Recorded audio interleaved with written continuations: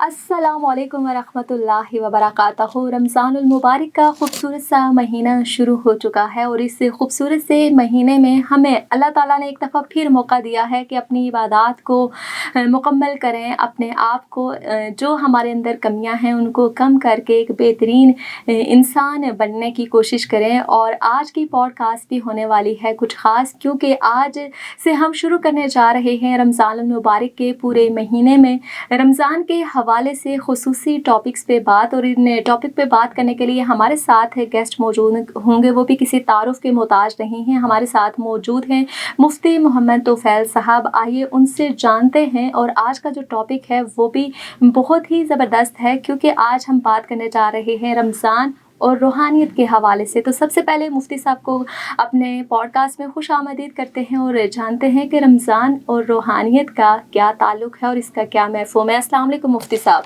وعلیکم السلام ورحمۃ اللہ وبرکاتہ۔ سب سے پہلے رمضان المبارک آپ کو بہت بہت مبارک ہو۔ پچھلے سال بھی ہم نے ماشاءاللہ ایک ساتھ کافی پروگرام کیے، اور اس سال بھی اللہ تعالیٰ نے ہمیں موقع دے دیا دوبارہ ایک ساتھ کچھ چیزیں ڈسکس کرنے کا۔ جی تو میں بھی آپ کا شکریہ ادا کرتا ہوں کہ آپ نے اس عظیم مقصد کے لیے مجھے موقع دیا، اور یہ ہے کہ اس حوالے سے جو بھی گفتگو ہم کر سکیں۔ تو جیسے کہ آپ نے بتایا کہ رمضان اور روحانیت کے حوالے سے، جی تو اس میں جو بنیادی چیز وہ یہی ہے کہ اشیاء کی جو حقیقت ہے وہ ان کے مقاصد کے بنیاد پر سمجھی جاتی ہے، کہ کوئی بھی چیز ہے اس کو جو اللہ نے پیدا کیا ہے اس کا مقصد کیا ہے۔ اگر ہم ماہ رمضان کی طرف جاتے ہیں تو یہ 12 مہینوں میں ایک مہینہ جس کو اللہ نے اپنا مہینہ قرار دیا، یعنی مطلب کیا ہوا کہ 11 مہینے تم شاید کسی اور کے ہونا تو یہ چاہیے کہ ہم بقیہ 11 مہینے بھی اللہ ہی کے بن کے چلیں، لیکن چونکہ شیطان کو دیکھ لیں، نفس کے معاملات کو دیکھ لیں تو وہ ہمیں نہیں چلنے دیتے، تو اس ایک مہینے میں اللہ نے دونوں کا علاج کر کے ہمیں اپنی طرف آنے کا موقع فراہم کر دیا کہ تم میری طرف آسانی سے آ سکو اور مجھ سے تعلق بنا سکو۔ اور اس چیز کو اللہ تبارک و تعالیٰ نے قرآن میں جو اس کے مقصد کو واضح کیا، لعلکم تتقون، کہ تم پر روزے کیوں فرض کیے گئے؟ تاکہ تمہارے اندر تقوی پیدا ہو جائے۔ ایسا ہی ہے، تقوی جو ہے یہ رمضان کا بنیادی مقصد ہے۔ اور اگر آپ دیکھیں تو تقوی تمام خیروں کی، بھلائیوں کی جڑ اور بنیاد ہے، کہ جو بھی آپ خیر کرنا چاہیں گے، کسی بھی نیکی کی طرف جانا چاہیں گے، تو جب تک آپ کے اندر وہ تقوی والی صفت نہیں ہوگی نا، آپ اس کو نہیں کر پائیں گے، کیونکہ تقوی آپ کے اندر یہ ایک احساس پیدا کرتا ہے، ایک کیفیت۔ یعنی اگر آپ کوئی پوچھے تقوی ہے کیا، جس کے بارے میں بات چل رہی ہے، تقوی تو پہلے سمجھائیں۔ تو تقوی عام عوامی الفاظ میں سمجھیں ایک کیفیت کا نام ہے، وہ کیفیت ایک احساس کا نام ہے جو انسان کے اندر پیدا ہو، پھر اس کی بنیاد پر انسان زندگی کا لائحہ عمل تیار کر لیتا ہے۔ بالکل۔ تو رمضان تو اللہ تعالیٰ نے بہت برکتوں اور فضیلتوں والا مہینہ بنایا ہے۔ بالکل آپ نے ٹھیک کہا کہ اللہ اتنا رحمان ہے کہ اس نے ہمیں 11 ماہ چھوٹ دی کہ میرے بندے 11 ماہ اپنی مرضی سے سب کچھ کریں، جس طرح وہ جینا چاہتے ہیں جی لیں، اور ایک مہینہ ہمارے لیے ایسا نازل فرمایا کہ ہم اللہ سے لو لگائیں۔ تو آج کل مفتی صاحب میں دیکھتی ہوں کہ آج کل جیسے دنیا میں مشکلات بڑھ رہی ہیں، پریشانیاں بڑھ رہی ہیں، تو رمضان المبارک ہم چھوٹے ہوتے تھے تو رمضان کی خوشیاں کچھ اور ہوتی تھی، اس کا مقصد کچھ اور ہوتا تھا۔ تو آج کل کے ان مشکلات اور پریشانیوں کے دور میں ہم کیسے رمضان کو روحانیت سے جوڑ سکتے ہیں؟ اس میں جو سب سے اہم المیہ کہہ لینا ہمارے معاشرے کا، خواہ وہ معاشرے میں کوئی فرد ہے یا خود ایک ریاست ہے یا خود ایک کنبہ ہے، خاندان ہے، بالکل ہمارے جو بنیادی مقاصد تھے نا زندگی گزارنے کے، وہ نظروں سے اوجھل ہو چکی، اور ہم نے ان چیزوں کو اپنا مقصد بنا لیا کہ جو خود ہی فانی ہیں، ختم ہونے والی ہیں، کیونکہ راحت، سکون، امن، عافیت یہ وہ چیزیں ہیں کہ جو بقا چاہتی ہیں ہمیشہ کے لیے، اور ظاہر ہے اس کے لیے ہمیں ایک ایسے سسٹم کے ساتھ جڑنا پڑے گا جو سسٹم بھی بقا کے ساتھ موصوف ہو، اور وہ صرف اللہ کی ذات ہے۔ کل من علیہا فان، ہر چیز فانی ہے، وَيَبْقَى وَجْهُ رَبِّكَ، بقا صرف آپ کے رب کو ہے، تو لہٰذا جو بھی اس رب کے ساتھ جڑ جائے گا نا وہ بقا حاصل کر لے گا، اور بقا کے اندر امن کی بقا، عافیت کی بقا، معاشرتی سکون کی بقا، عافیت، ساری چیزیں ہمدردی، کیونکہ رمضان بھی کیوں آیا؟ اس نے ہمارے اندر ایک جذبہ پیدا کیا، یعنی جس نے کبھی بھوکا رہ کے خود کو نہیں دیکھا اسے کیا خبر کہ بھوکے کی شدت کیا ہوتی ہے۔ ایسا ہی ہے۔ تو فقر، غربت، یہ چیزیں تب سمجھ آتی جب انسان اس حالات سے گزرتا ہے۔ تو اللہ نے عمراء کو بھی اس حالت سے گزارا کہ تم بھی سحری سے افطاری تک ذرا بھوک برداشت کرو، تمہیں پتہ چلے کہ بھوک ہوتی کیا ہے۔ اور یہاں پہ ہم مفتی صاحب میں یہ بات کرنا چاہوں گی، ابھی رمضان المبارک کا آغاز ہوا ہے تو روزہ رکھتے ہیں، ہم بھول جاتے ہیں ویسے عام مہینوں کی اگر بات کریں تو آپ دیکھیں کہ ایک مسلمان کا ایمان اور اللہ پہ ہمارا یقین کہ ہمیں تب احساس ہوتا ہے کہ سحر سے لے کر افطار تک اور 1 منٹ پہلے بھی ہم سامنے 1000 چیزیں پڑی ہوتی ہیں اور وہ لقمہ یا وہ ایک گھونٹ اتنی شدت کی پیاس ہوتی ہے اس کے باوجود ہم نہیں پی سکتے. تو یہ ہمارے اندر ایمان ایک پختہ ہے، چیزیں ہیں، تو ہم اتنی مادی چیزوں کے پیچھے لگ گئے ہیں کہ ہم جو ہمارا دین ہے یا ہمارے جو دین کے اندر خوبصورت چیزیں ہیں ان کو ہم بھول چکے ہیں. تو وہ کیسے ہماری ینگ جنریشن اس چیز کی طرف جا سکتی ہے؟ اس میں پھر ہم بات اسی طرف لے کے جائیں گے کہ اصل میں چیزیں دو ہیں، ایک ہے عادت اور ایک ہے عبادت. عادت یعنی کوئی بھی چیز جو میری فطرت بن گئی، میں نے کھانا ہے، میں نے آفس جانا ہے، میں نے ریکارڈنگ کرنی ہے، یہ میری چیزیں عادت میں شامل ہیں نا. اور ایک ہوتی ہے عبادت. اصل میں عبادت کا تصور اگر سمجھ میں آ جائے نا کہ ہم جو بھی کام کر رہے ہیں اگر وہ بطور عادت نہ، اب ہم نماز پڑھتے ہیں نا، ہم عادتاً پڑھ رہے ہیں کہ اذان کا ٹائم، نماز کا وقت، چلیں جی وضو کریں مسجد میں چلے جائیں. سال کے بعد رمضان ہے، ہماری عادت بنی ہوئی ہے. اصل میں ہم اپنی عادت پوری کر رہے ہیں جس وجہ سے مقصد سامنے نہیں ہے. ہم جب اس چیز کو لائیں گے نا عبادت میں، کیونکہ عبادت ابدیت سے نکلا، عبد کہتے ہیں غلام کو، اور غلام وہ ہے کہ جو اپنا آپ کسی آقا کے سپرد کرتا ہے، اس کی 24 گھنٹے کی زندگی اس کے حوالے ہوتی ہے، پھر اس کی اپنی مرضی نہیں ہوتی. غلام اپنا پلان خود نہیں بنا سکتا، اس کو پتا ہے کہ میں 100 پلان بنا بھی لوں گا تو آقا کا ایک حکم آئے گا نا، مجھے ماننا پڑے گا، میں مجبور ہوں. تو اس بنیاد پر اگر ہم آ جائیں کہ ہماری نماز بطور عبادت کے ہو، عادت کے نہ ہو، تو پھر یہ تصور مجھے میرے اندر پیدا ہو جائے گا کہ جیسے میں اب وضو کر رہا ہوں نا، جیسے مثال دے رہا ہوں، اللہ کے نبی فرماتے ہیں گناہ گر رہے ہیں آپ کے، تو کیا میں وضو کرتے وقت یہ محسوس کرتا ہوں کہ میرے گناہ گر رہے ہیں؟ میں پھر وضو کر کے مسجد کی طرف چلا، اللہ کے نبی فرماتے ہیں کہ باوضو ہو کر مسجد جانے والا ایسے ہے کہ جیسے احرام باندھ کر حج کے لیے جانے والا. تو کیا جاتے ہوئے نمازی کی کیفیت یہ ہوتی ہے؟ نہیں ہوتی، ہمارے یہاں نہیں ہے. کیوں؟ ہم ایک عادت کے طور پہ چل رہے ہیں، اس لیے چیزوں کے اثرات محسوس نہیں ہوتے. ہاں اگر ان کو بطور عبادت کے ہم کر رہے ہیں، اب رمضان آ گیا نا، اب چاند نظر آ چلے، یہ روزہ ہے، سحری کھائی، افطاری کھائی، روزہ ہے، باقی سارا معمولیات زندگی وہی چل رہے ہیں، کیونکہ ہم نے ہر چیز کو عادت بنا لی ہے.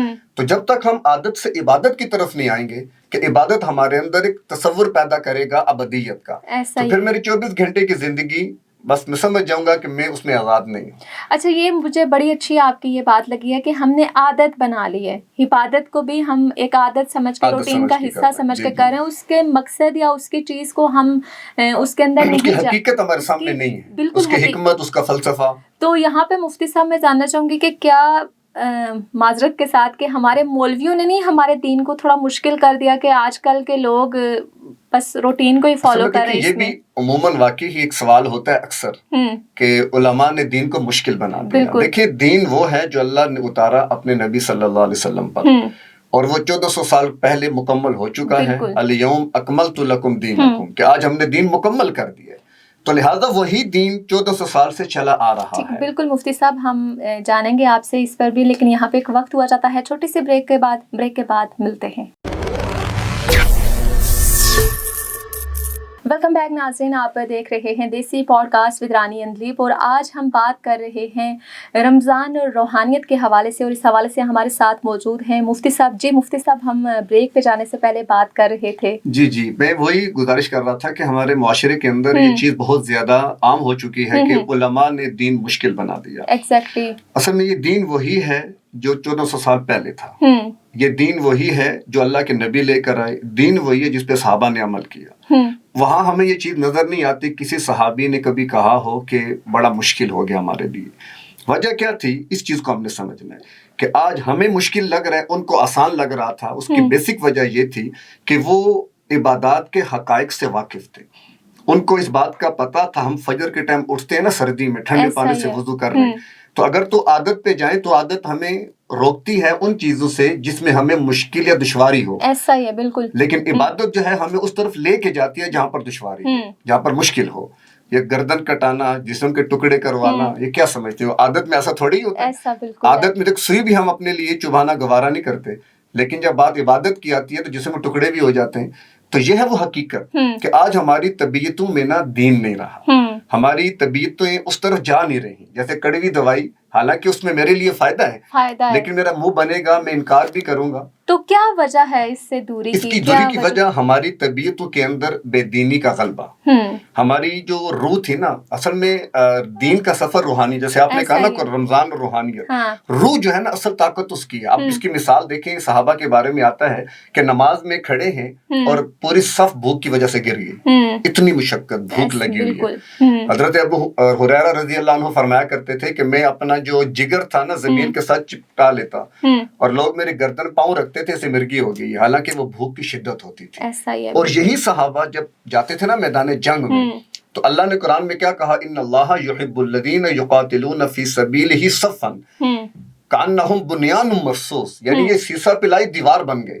یعنی وہی صحابہ جو اپنے گھروں میں ہیں, پتے کھا رہے ہیں, 2 دن گھر میں کچھ کھانے کو نہیں ہے, یعنی جسمانی طاقت ان میں کوئی نہیں تھی کسی قسم کی, لیکن پھر بھی وہ سیسا پلائی دیوار بن گئے روحانیت کی وجہ سے. تو اصل سفر روحانیت کا ہوتا ہے. ہماری روحیں کمزور ہیں کیونکہ ہم نے ان کو خوراک نہیں دی. جسم مادہ پرستی کی طرف زیادہ ہو گئے, کیونکہ جسم مادیت یہ ساری وہی چیزیں. اب جسم کی ضروریات تو زمین سے ہیں, اس کے حقائق زمین کی حد تک ہیں, اس پہ ہم تو پوری طرح لگے ہوئے ہیں, لیکن جو روح کے تقاضے ہیں وہ ہم نے کب پورے کیے؟ روحانیت کو ہم نے کب تربیت اور اس کی پرورش کی؟ اللہ قرآن میں فرماتے ہیں نا کہ فَأَلْهَمَهَا فُجُورَهَا وَتَقْوَاهَا وَنَفْسٍ وَمَا سَوَّاهَا. یہ انسان بنایا نا, اس کو ہم نے بہترین بنایا, اور اس میں 2 چیزیں ہم نے رکھی ہیں, الہام کر دیا فجور کا بھی اور تقویٰ کا بھی. ایسا ہی ہے, دونوں چیزیں. اب یہ انسان کی آزمائش ہے. فرشتے سراپا خیر ہیں, ایسا ہی ہے. جنات سراپا شر ہیں, انسان دونوں کے درمیان ہے.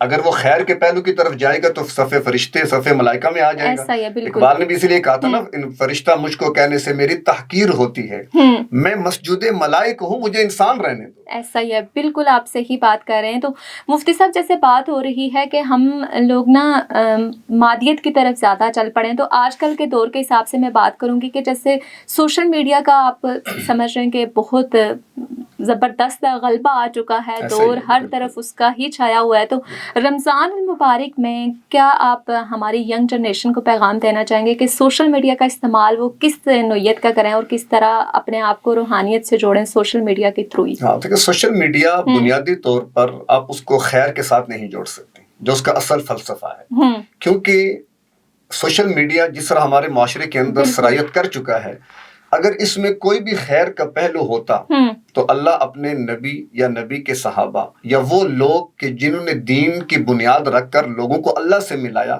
کوئی نہ کوئی ذریعہ اللہ دے دیتا. نہیں دیا اللہ نے اس ذریعہ. یہ آج کی دور کی پیداوار, اور اس کے پیچھے جو کردار ہیں وہ لوگ ہیں جو کہ حقیقت میں اللہ اور نبی کے انکار کرنے والے, شریعت پہ اعتراضات کرنے والے, یہ مستشرقین, ہر ایپ کے پیچھے آپ کو وہ لوگ نظر آئیں گے. اور قرآن نے ہمیں پہلے دن بتا دیا تھا کہ یہ تمہارے خیر خواہ نہیں ہیں, ان سے تم نے بچ کے رہنا ہے. لیکن ایک چیز جب معاشرے میں آ گئی, اب اسی کے ساتھ جینا ہے ہم نے, اب اس کے بغیر ہم نہیں رہ سکتے. تو لہٰذا اس وقت پھر ہمیں روحانیت ہی ہے کہ وہ ہمیں اس طرف لائے گی کہ ہم اپنے آپ کو مضبوط بنائیں کہ نیکی آسان لگے, گناہ مشکل ہو جائے ہمارے لیے. ایسا ہی ہے, بالکل. اور آج کل کے دور میں معذرت کے ساتھ یہ کہنا چاہوں گی کہ ہم لوگ اتنی مادیت کے پیچھے بھاگ پڑے نا کہ ہمیں گناہ آسان لگتا ہے اور نیکی مشکل لگتی ہے. تو مفتی صاحب چونکہ پروگرام کا وقت بھی تھوڑا سا مخصوص ہوتا ہے, آپ کے ساتھ ہمیشہ جب بھی میں پروگرام کرتی ہوں تو وقت تھوڑا لامحدود ہو جاتا ہے. انشاءاللہ ہم بڑے اچھے ٹاپک ناظرین لے کر آئیں گے جو مفتی صاحب اور میرے ساتھ آپ دیکھنے کو ملیں گے آپ کو, اور بہت زیادہ آپ کی مسائل حل کریں گے قرآن اور سنت کی روشنی میں انشاءاللہ. تو مفتی صاحب مجھے یہ بتائیے کہ آج کل ہم دیکھیں تو ہر طرف کہیں پہ جنگ بندی ہو رہی ہے, کہیں پہ جو ہے وہ مشکلات ہیں, غربت ہے, اور اس طرح کا ایک ایسا دور چھایا ہوا ہے. تو ہم اس رمضان المبارک کے مہینے میں ایسے لوگوں کی مدد کیسے کر سکتے ہیں, یا کیسے ہم یہ چاہیں کہ ان لوگوں کو بھی ہم تھوڑا حوصلہ دے دیں؟ ہاں, وہ اور قتیل شفائی کا غالباً شعر ہے, خنجر چلے کسی پہ تڑپتے ہیں ہم قتیل, سارے جہاں کا درد ہمارے جگر میں ہے. بالکل. تو یہ ہے ہمدردی اور اخوت اور بھائی چارہ. جب تک وہ نہیں پیدا ہوگا, جیسے اللہ کے نبی نے فرمایا تھا نا کہ انسان عالم اسلام کیا ہے, جسد واحد کی طرح ہے. اگر آپ کی انگلی پہ زخم ہے نا تو اس کو پورا جسم محسوس کرتا ہے. ہاتھ اس کی تیمارداری کرے گا, آنکھیں اس کے لیے جاگیں گی, رو بھی پڑتی ہیں, دل اس کے لیے دکھ محسوس کرے گا, دماغ اس کے لیے پریشانی لائے گا. تو ایک زخم پہ سارے. تو اصل اس میں بنیادی چیز وہی ہے کہ ہمارے اندر تقوی پیدا ہو جائے، تقوی یعنی خوف خدا، بالکل، تو پھر ہمارے زندگی کا ہر معاملہ اسی بنیاد پہ ہوگا، تو پھر ہم کوشش کریں گے کہ اس معاشرے میں امن قائم ہو، اور اس کی بہترین آپ کہہ لیں کہ مشق جو ہے نا وہ رمضان مبارک، بالکل، آپ اخوت، بھائی چارہ، ہمدردی، یہ معاشرتی حسن ہے۔ بالکل، جس معاشرے میں بھائی چارہ نہیں ہے، اخوت نہیں ہے، آپ اس کے بعد دیکھ لیں کہ امن اور عافیت نہیں ہے، تو وہ معاشرہ نہیں ہے، وہ ایک رش ہے، ہجوم ہے، اس کو ہم امت بھی نہیں کہہ سکتے، معاشرہ بھی نہیں کہہ سکتے۔ بالکل ایسا ہی ہے تو اس لیے اس میں بہتر صورت یہی ہے کہ ہم لوگ اپنے اندر یہ رمضان کی برکت سے نا یہ جذبہ پیدا کر لیں، اخوت والا۔ بالکل آپ نے صحیح فرمایا، اور جاتے جاتے آخری سوال بھی آپ سے یہ کرنا چاہوں گی کہ آج کل کی اس تیز رفتار اور مادی دنیا میں جب انسان کے پاس وقت نہیں ہے، وہ اپنی اور بہت سی چیزوں میں مگن ہے، تو رمضان کا جو صحیح مفہوم ہے، صحیح مقصد ہے، اس کو سمجھنے سے قاصر ہے، تو کیسے اس دور میں ہم اپنے بچوں کو یا اپنی یوتھ کو اس طرف لا سکتے ہیں کہ وہ رمضان کا اصل مقصد سمجھ سکیں؟ ہاں دیکھیں، اس میں اگر ہم کائنات پہ نگاہ ڈالیں تو اللہ نے نا پوری کائنات کو ایک نظم، ایک ٹائم ٹیبل کے ساتھ جوڑا ہوا ہے۔ پورا نظام کائنات ایک ٹائم ٹیبل کے مطابق چل رہا ہے، سورج، چاند، ستارے، فلکیات، تفصیل میں جانے کا موقع وقت بھی نہیں۔ تو ایسے ہی یہ ہمارے لیے بہت بڑا پیغام ہے فطرت کا، کہ جب تک ہم اپنی زندگی کا ٹائم ٹیبل نہیں بنائیں گے، ہم کسی بھی چیز کے مقاصد حاصل نہیں کر سکتے۔ تو اہم اور بنیادی چیز یہ ہے کہ ہمارا ٹائم ٹیبل بنائیں کہ ہم نے سحری کے بعد کیا کرنا ہے، افطاری سے پہلے کیا کرنا ہے، رات کو ہم نے کیا کرنا ہے۔ جب ٹائم ٹیبل بنے گا تو پھر آپ کی عبادات ہوں گی، وقت کی قدر کریں گے تو وقت بھی آپ کو، کیونکہ وقت ہی ہے ساری حقیقت، سب سے قیمتی چیز جو انسان کسی کو دیتا ہے وقت ہی ہے انسان، بالکل، جو اللہ نے ہمیں بھی دے کے بھیجا ہوا وقت ہے، لیکن مختصر ہے۔ بالکل، اگر یہ احساس پیدا ہو جائے اور زندگی ایک نظام الاوقات کے تحت آ جائے گی تو پھر یہ سارے مسائل حل ہو جاتے ہیں۔ بالکل آپ نے ٹھیک فرمایا مفتی صاحب، بہت شکریہ آپ کا کہ آپ نے اپنا قیمتی وقت نکالا اور ہمارے ساتھ شرکت کی۔ انشاءاللہ آگے بھی آپ کے ساتھ ہم ایک سلسلہ لے کر چلیں گے جو ہمارے ناظرین کو بہت پسند آئے گا۔ ناظرین، اپنے میزبان رانی اندیب کو دیجیے اجازت ایسی پوڈ کاسٹ سے۔ آج کے لیے فی الوقت اتنا ہی۔ ایک دفعہ پھر آپ تمام دیکھنے والوں کو دیسی ٹی وی USA، DTV اور ہمارا OTT platform DTV Flix, ان تمام پلیٹ فارمز کی طرف سے ہم آپ کو رمضان المبارک کی بہت بہت مبارکباد دیتے ہیں اور دعا کرتے ہیں کہ اللہ تعالیٰ آپ کا یہ رمضان خیر اور عافیت سے گزارے۔ ہمیں دیجیے اجازت، ملتے ہیں اگلی پوڈ کاسٹ میں۔